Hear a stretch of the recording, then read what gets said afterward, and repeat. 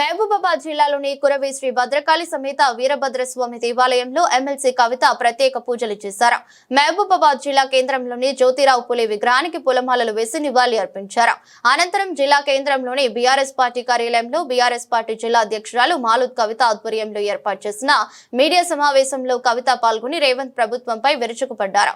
మానుకోట ప్రాంతాన్ని జిల్లాను చేసే అభివృద్ధి బాటలు వేసిన ఘన చరిత్ర కేసీఆర్దే అని అన్నారు. కేవలం ఒక కక్షపూరితమైనటువంటి వైఖరి, ఎప్పుడు పాలిటిక్స్ తప్పితే పరిపాలన మీద దృష్టి లేనటువంటి ప్రభుత్వం రేవంత్ రెడ్డి గారి ప్రభుత్వం అని ఇవాళ అందరికీ కూడా అర్థమయ్యేటటువంటి పరిస్థితి ఉన్నది.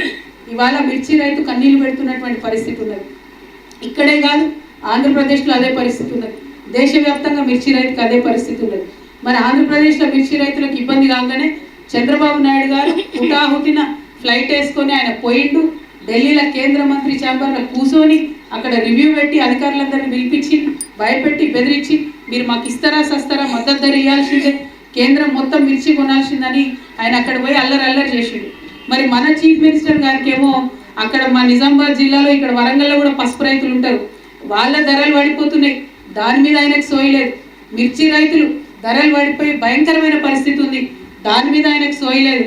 సొంత జిల్లా మహబూబ్ నగర్ జిల్లాలో నిన్న ప్రాజెక్టులో టనల్ కూలిపోయి 8 మంది కూలీలు ఇరుక్కొని పోతే సొంత జిల్లాకు పోయి విజిట్ చేయాలన్న సోయి కూడా ముఖ్యమంత్రికి లేదు. ఎక్కడ పోయిండాయో మన సీఎం గారు అంటే ఎన్నికల ప్రచారానికి పోయిండట.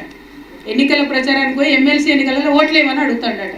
ఎందుకు నీ ప్రచారం, ఎవరి కోసం ప్రచారం, ఏం చేసినవని ప్రచారం చేసుకుంటారు ముఖ్యమంత్రి గారు? మీరు మిర్చి రైతుల గోస చూసిరా, పసుపు రైతుల కన్నీళ్ళు పట్టించుకున్నారా? చచ్చిపోయినటువంటి కూలీల గురించి, ఇరుక్కపోయిన కూలీల గురించి ఏం జరుగుతుందో కనీసం కొద్దిగా మానవత్వమన్నా ఉండాలి కదా. మీరు వెళ్తే పనులు మంచిగా జరుగుతాయి, అక్కడ వాళ్ళని బయటికి తీసే ఆస్కారం ఉంటుంది. అందుకే నేను చెప్తా ఉన్నా, ఈ ప్రభుత్వం పీపీపీ మోడ్లో నడుస్తుంది. పీపీపీ మోడ్ అంటే ఏంటంటే ఒకటి ఫస్ట్ పీ ఫోబియా.